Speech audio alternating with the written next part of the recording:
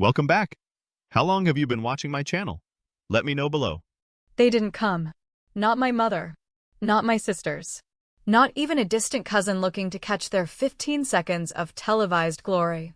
The front row, which was supposed to carry the weight of my entire upbringing, sat hollow, just names printed in a decorative serif font on white cardstock, mocking me with every glance from the audience.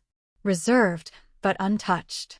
Not one of them bothered to show up for the biggest moment of my life. Not for the speech. Not for the recognition.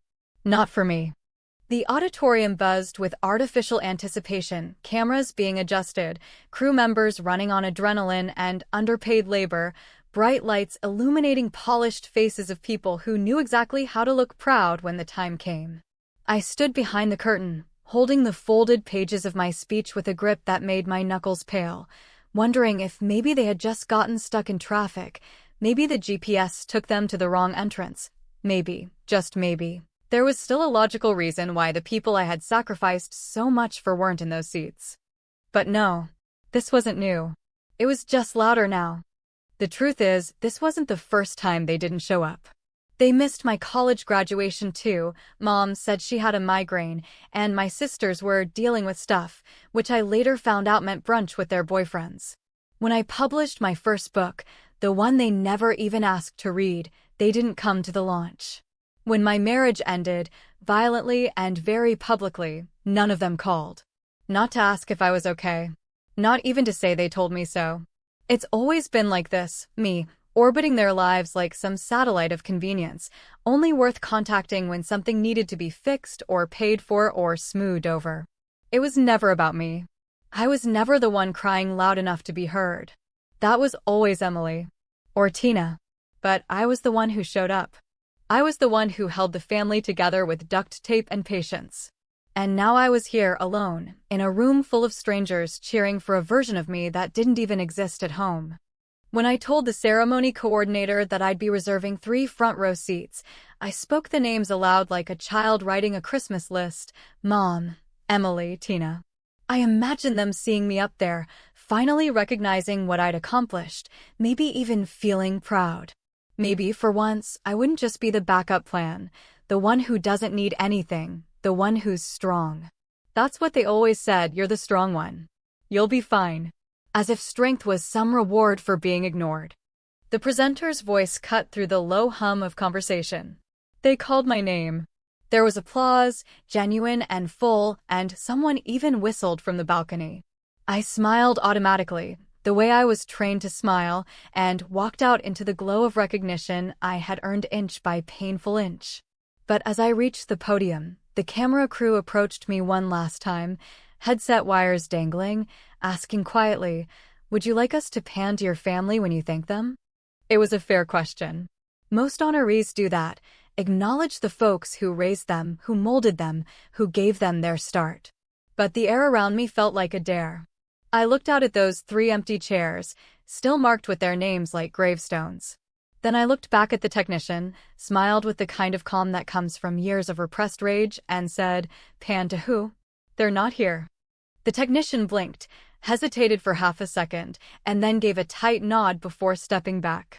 My microphone was live now, the red light blinking at its base like a pulse. I could feel my own heart mirroring that rhythm, steady but ready to crack. I glanced down at my speech, neatly typed and carefully worded.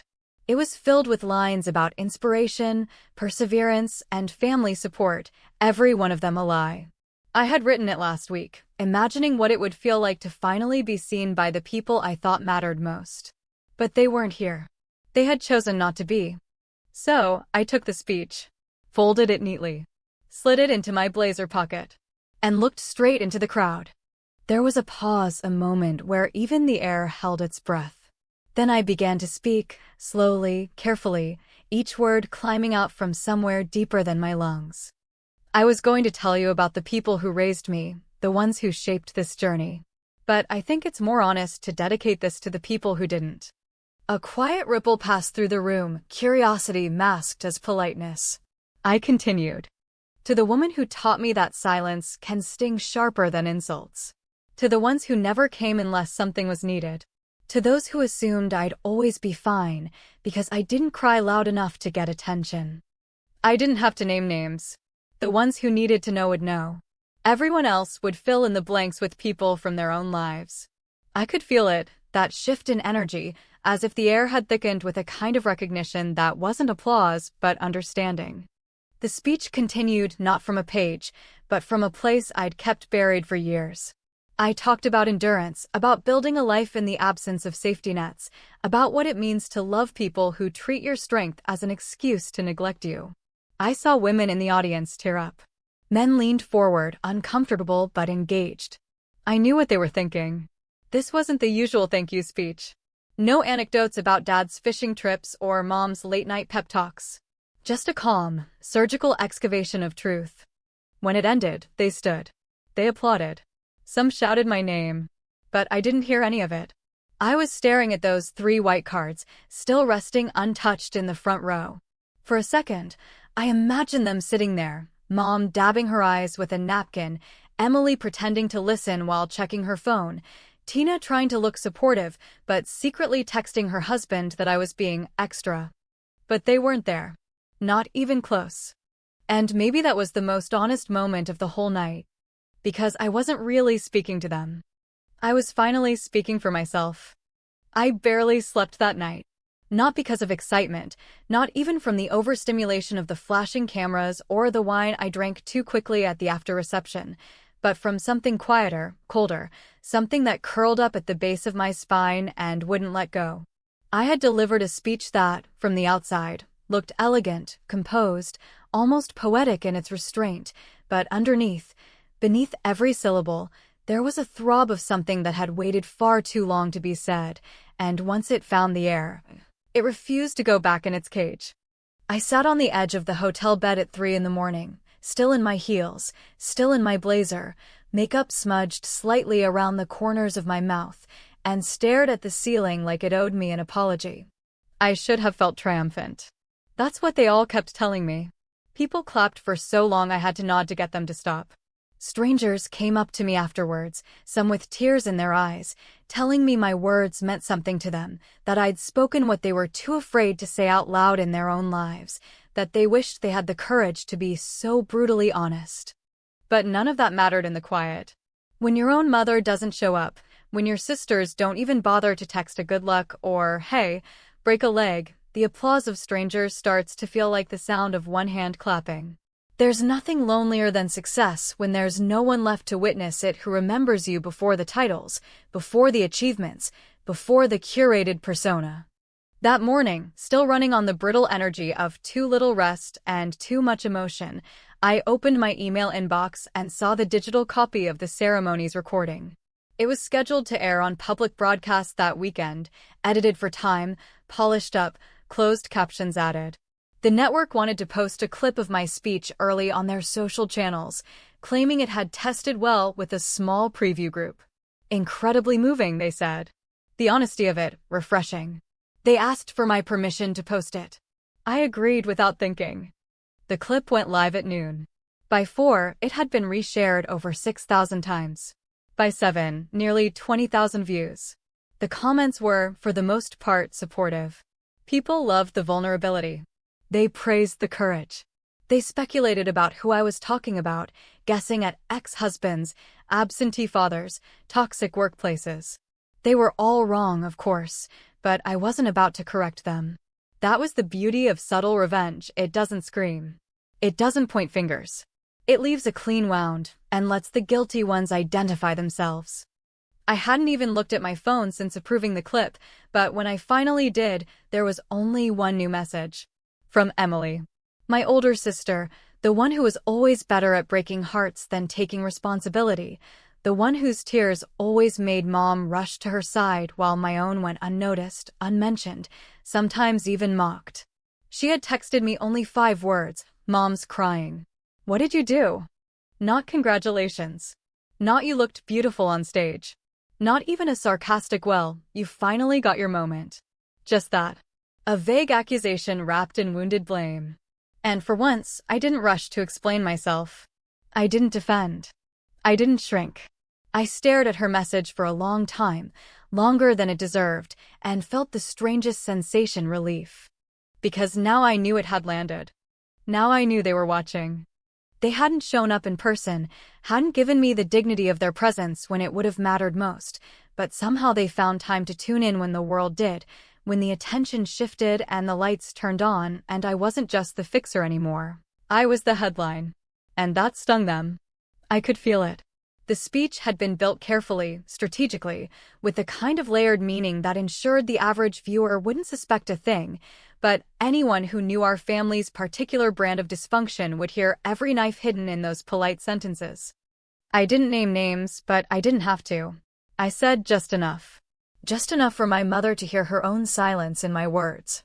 Just enough for Emily to recognize the version of herself I'd quietly described. Just enough for Tina to feel the weight of every favor I never threw in her face until now.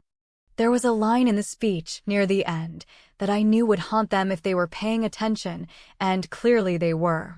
Sometimes, I had said, the people who teach you the most aren't the ones who lift you up, but the ones who never saw you at all. And that kind of emptiness can either break you or build you, and I chose the latter.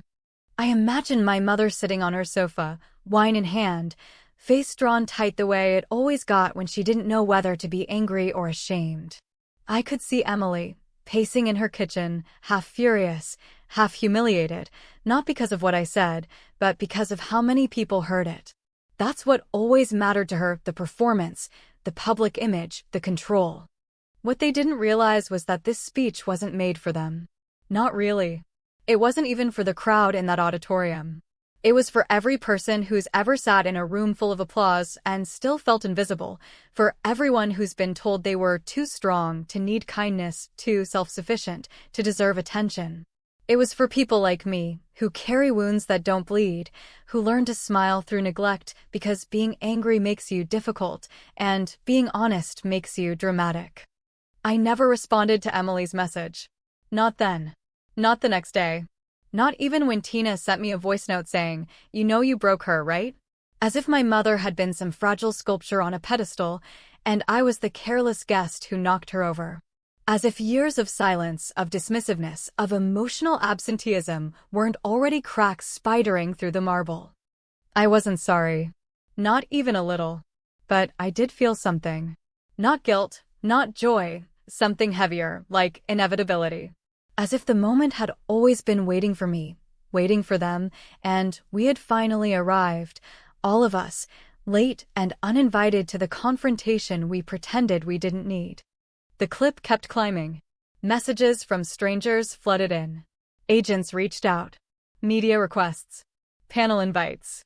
But beneath all of that noise was the one thing I had spent a lifetime wanting, even when I convinced myself I didn't, to be noticed by the people who never seemed to care. And now that they had, I didn't feel peace. I felt power. Quiet. Cold. And real.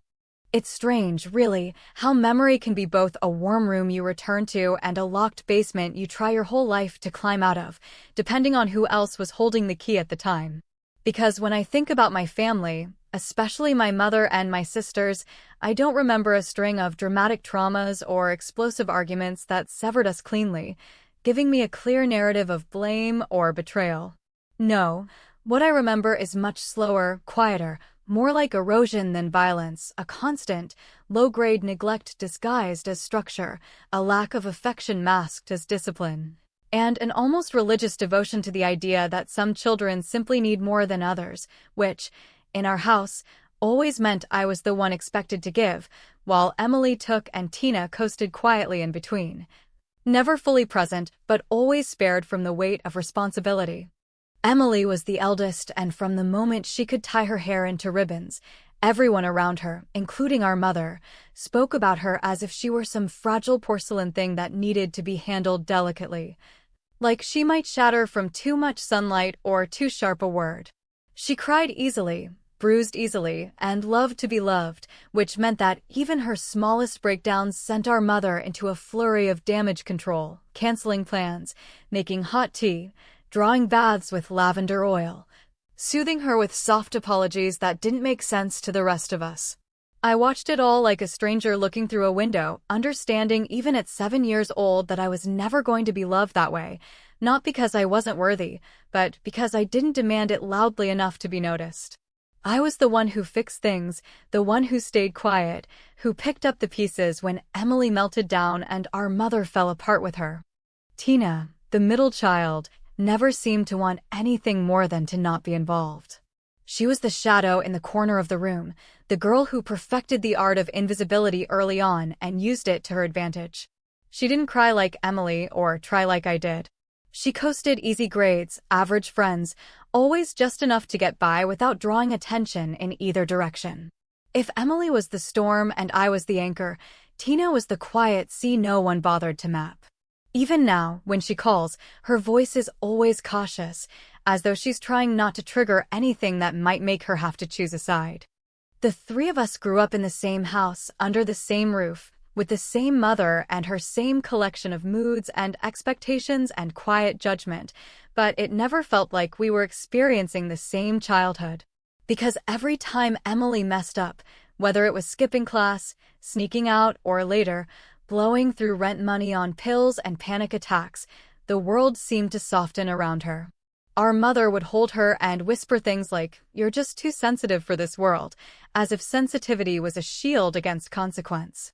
When I messed up, which was rare, because I couldn't afford to, there was no whispering, no softness, just the clinical assessment that I was smarter than this and should know better. Even at 16, when I came home shaking from my first breakup, I remember our mother's eyes narrowing, her voice clipped and dry. "Heartbreak is part of life. You'll get over it. Don't make a scene." And I didn't. That was always the game, wasn't it? Don't make a scene. Don't be a burden. Be the one they can rely on, but not the one they have to comfort. That role was taken. That role had always belonged to Emily. She was the perfect daughter, not because she gave the most, but because she needed the most, and in our family, need was power. I didn't realize it until much later, how exhausting it is to be seen only through the lens of utility, to be the daughter who drives mom to her appointments, who takes care of the bills when she forgets, who sits in waiting rooms during Emily's rehab intake and lies to employers about a family emergency when Tina wants to avoid another confrontation. I played that role for so long I began to think it was my personality. Even as an adult, I found myself explaining away their absences, defending their behavior to friends who were too polite to ask outright why my family never came to anything. "Oh, they're just busy," I would say. "It's a long drive," or "Emily's going through something," or "Mom doesn't like crowds." Excuses that bought them silence, while I carried the weight of their indifference like some twisted badge of honor. When the broadcast of my speech aired and Emily sent that message, "Mom's crying," what did you do? I didn't feel guilt. I felt heat, slow and steady, rising through the back of my throat like I'd swallowed something that had been festering too long. For the first time in years, I wanted to answer honestly, not just to her, but to all of them. So I called Tina. She answered on the third ring, voice already defensive like she'd been rehearsing this call since the speech aired. "Hey," she said, and nothing else. I didn't ease into it. I didn't dance around it. I asked her directly why they hadn't come. Not with bitterness in my voice, but with clarity, like a surgeon holding a scalpel over a long-neglected wound. There was silence on the line, long enough to feel like a statement. And then she spoke, slowly, like every word was something she'd been trying not to say for years. "Because Mom didn't want to come." Just like that. No apology. No follow-up. Just a flat declaration that made the air around me go still. I sat there, phone pressed to my cheek, trying to process what that actually meant, not that something had come up, not that they forgot, not that there was a miscommunication, but that my mother, the woman I had fed and supported and emotionally shielded for years, had simply chosen not to come. There's a specific kind of betrayal that doesn't come with screaming or slammed doors or ultimatums.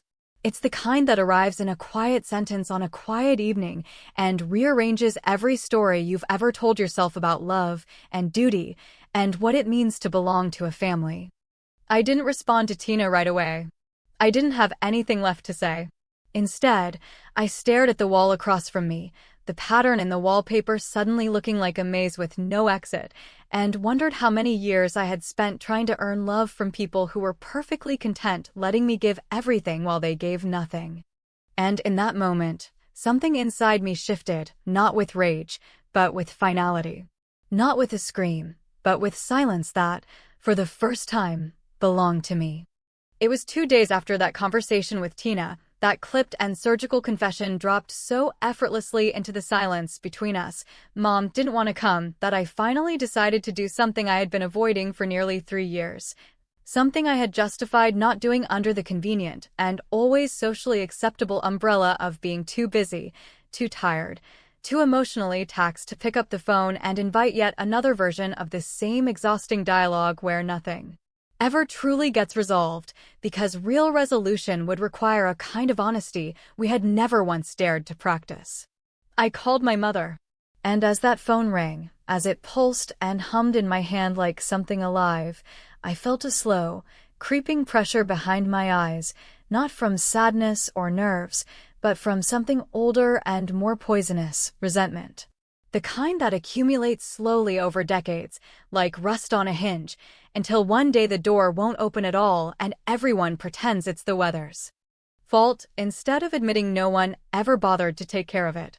She answered on the 4th ring, her voice just as I remembered it, measured, dry, always slightly exasperated, as if every word she had to speak was a burden that someone else had unfairly placed in her mouth. "Hello," she said, like she wasn't sure who would be calling, though I could hear the quiet undercurrent of expectation in her tone, the faint shift that told me she had, in fact, been waiting. Not because she missed me or regretted her absence, but because she knew, just as I did, that the speech had been a public crack in the family's carefully polished surface, and cracks, when left unattended, have a way of spreading in full view of the people we most want to fool. I told her it was me. She paused, just long enough to imply that she was weighing whether or not to hang up before asking, as though reading off a script she didn't quite believe in, "Is this about the speech?" I almost laughed, not because it was funny, but because of how small the question was compared to everything that had built up to it. I wanted to say, no, this is about 38 years of you pretending not to notice me, or this is about every time you wrapped Emily in a blanket and handed me a broom, but instead I said, yes, it is. And then I waited for her to say something kind or curious or even just offensively human, but what she said instead was so flat it might as well have been typed in bold font on a screen. "I don't understand why you had to embarrass the family like that." There it was. Not, "I'm hurt." Not, "Help me understand." Just the oldest and most brittle refrain in our entire family lexicon, how it looked to others.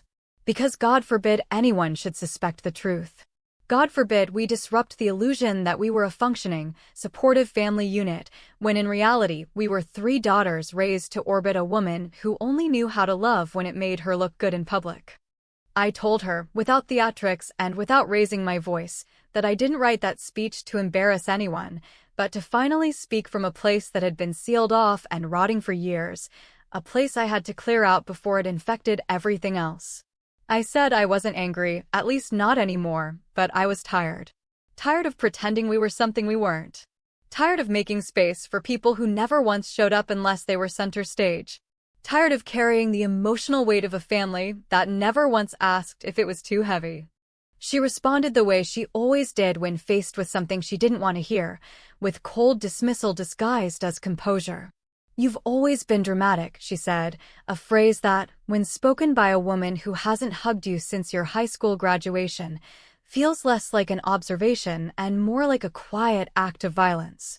I remember staring at the floor as she said it, the pattern of the hardwood blurring slightly as my eyes welled, not because she had hurt me, but because I suddenly saw, with absolute clarity, that there was nothing left to salvage. That maybe there never had been. But I kept talking, because silence had never done me any favors in that house. I reminded her, gently but firmly, of all the things she never mentioned, the scholarships I earned without fanfare, the 2 jobs I worked through college while Emily took mental health semesters and Tina floated from boyfriend to boyfriend without consequence, The way I showed up for her when she was too sick to go to her own doctor's appointments, even though she told her friends it was just the girls helping out, as if I wasn't the one setting reminders and filling prescriptions and fighting with the insurance companies. I listed, without bitterness, but with the clarity of a woman who has kept score and finally decided to cash in every single moment I had been there for a family that treated my reliability as something owed, not something offered. She didn't argue. That was almost worse than yelling. She just sat there in silence, breathing softly on the other end, until she finally said, in the smallest voice I'd ever heard from her, "You make me sound like a bad mother." And I told her the truth. I don't have to make you sound like anything. You wrote that story. I just stopped covering for it. She hung up after that. No goodbye. No attempt at closure. Just a soft click that felt more final than any slam of a door. That night, a small padded envelope arrived at my apartment. No return address, but familiar handwriting scrawled across the front. Inside was an old photo, me at around 10 years old, standing in the kitchen with a dish towel over my shoulder, grinning like an idiot while Emily sat on the counter with a scraped knee and Tina peeked from behind the fridge door. My mother stood behind us, out of focus, but still unmistakably her, smiling as if this, right here, was proof of something good. There was a note attached. "No, I'm sorry. No, let's talk." Just 6 words, handwritten in blue ink on the back of the photo. "I didn't know you felt that way." I stared at it for a long time, long enough for the paper to go warm in my hands, and I tried to feel something. Regret, maybe. Gratitude. Nostalgia. But all I felt was the weight of how little those words did, how late they arrived, how many years I had spent waiting for a sentence that wasn't even a full apology, just a vague and passive admission of ignorance. I didn't cry. I didn't rage. I placed the photo on the counter, not framed, not propped up, just left there like a receipt for a debt no one intended to pay. Later that night, I texted Tina. Told her about the photo. The note. The silence. She replied almost immediately, something that surprised me more than the contents of her message. She hasn't stopped crying since the broadcast. Let her cry. Let her feel what I've been choking back for 30 years while smiling through every skipped milestone and empty chair. Let her sit in the discomfort of her own choices and discover, perhaps for the first time, that love withheld is not love at all, it's control. And I'm done being controlled. Weeks passed, not with the chaotic rush of emotional fallout I had half expected, not with dramatic phone calls or tearful apologies or some overly late gesture of reconciliation that movies and bad novels insist must always follow a public unearthing of family secrets, but with something far more unsettling in its simplicity. Silence, the kind that doesn't scream or rattle windows, but hums in your ear like a low-grade frequency you can't quite locate, reminding you that the absence of conflict is not the same thing as peace. In that stillness, I found myself floating in a strange kind of limbo, somewhere between vindication and grief, unsure whether I had gained something permanent or simply blown up what little structure there had ever been between us. Finally admitting that the scaffolding of our so-called family had been held together for years not by love or support or anything remotely resembling mutual respect, but by routine, expectation, and the well-practiced art of pretending everything was fine as long as no one said anything too real. After the broadcast, the clip of my speech had taken on a life of its own, shared across platforms, stitched into montages, quoted by strangers who didn't know my name last month but now called me brave and unflinchingly honest, in the comment sections of posts I didn't write and had no desire to read. People sent me emails, hundreds, maybe more, some from women who had also grown up being the dependable one, the fixer, the child who didn't cry, who didn't ask, who didn't get in the way, only to grow into adults with chronic tension in their jaws and a hollow feeling in their gut every time they received a compliment that sounded more like a thank you for not being a burden than an actual recognition of worth. Some emails were angry, of course, accusing me of being selfish, of airing private pain for public consumption, of punishing my family for what they called the ordinary limitations of love. But even the criticism felt like proof of something, that I had, at last, stepped out. of the fog of invisibility and become impossible to ignore. Then came the book offer, as inevitable as it was surreal. An editor who had seen the clip reached out through my publicist, asking if I'd consider turning the speech and the experience behind it into a memoir. I said yes, not because I needed to tell the story again, but because I wanted to own it, to lay it out cleanly on the page, without softening the edges or apologizing for the ways in which my clarity might disturb those who had benefited from my silence. I wanted to create something that would outlast the trend cycle of online virality, something tangible and permanent, something that could sit on a shelf like a declaration. I was here. I saw what I saw. I remember what you forgot. And then, as if drawn out of hibernation by the scent of relevance, Emily called. It was a short call, measured and loaded with the kind of performative restraint that reminded me of every family dinner we had ever endured together, plates passed, stories shared, all under the thick curtain of unspoken tension that made even laughter feel choreographed. She didn't ask how I was. She didn't congratulate me. She went straight to the point, her voice a mixture of wounded pride and barely concealed accusation, the same tone she used to take when our mother would confront her about maxed-out credit cards or failed classes she never attended. "You made Mom look like a monster," she said, as if those 7 words were enough to erase 3 decades of context. I let the silence sit between us for a moment, and then replied, not with anger, not with spite, but with the same quiet resolve that had carried me through that speech. "She did that herself." Emily laughed, short, bitter, joyless. "You're still so angry," she said, and I could practically hear her pacing her kitchen, gesturing to an invisible audience that would understand her better, always so sure that the role of victim was hers by default. "You've always been angry. You just learned how to make it sound good." And that was the moment I understood, fully and finally, that no speech, no book, no viral clip could ever bridge the distance between someone who sees the truth and someone who benefits from denying it. I could have laid every memory on the table, labeled and time-stamped, and it still wouldn't have changed the fact that Emily believed her pain was the only one that mattered, and that mine, quiet and unassuming, must be manufactured now that it had found a microphone. So I said what I needed to say. Not for her, but for me. I'm angry because I was never allowed to be. I'm angry because no one ever noticed when I needed help. I'm angry because being silent made me invisible, and being competent made me disposable. And I finally stopped pretending that didn't hurt. She didn't respond. She hung up. And that somehow felt more honest than anything we'd said. The book came out a few months later. The title was simple, deliberate, undeniable, For the Ones Who Never Cared.